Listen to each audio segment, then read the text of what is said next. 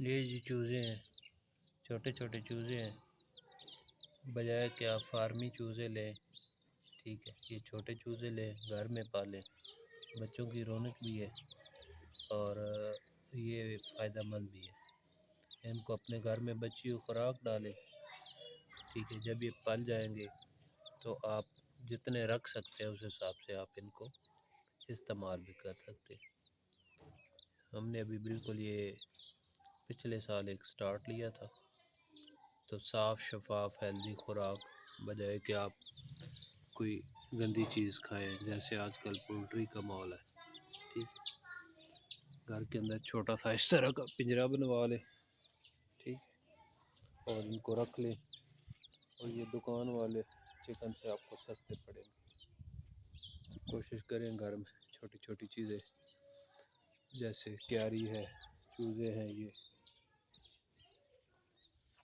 और साथ कोशिश करें कि अपने लिए इसी तरह छोटे छोटे बर्तन में धनिया उगाएं, पुदीना उगाएं और छोटी छोटी चीज़ें करें।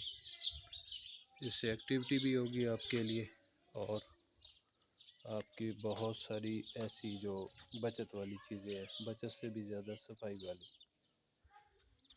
माशाल्लाह माशाल्लाह, ये रौनक है बहुत।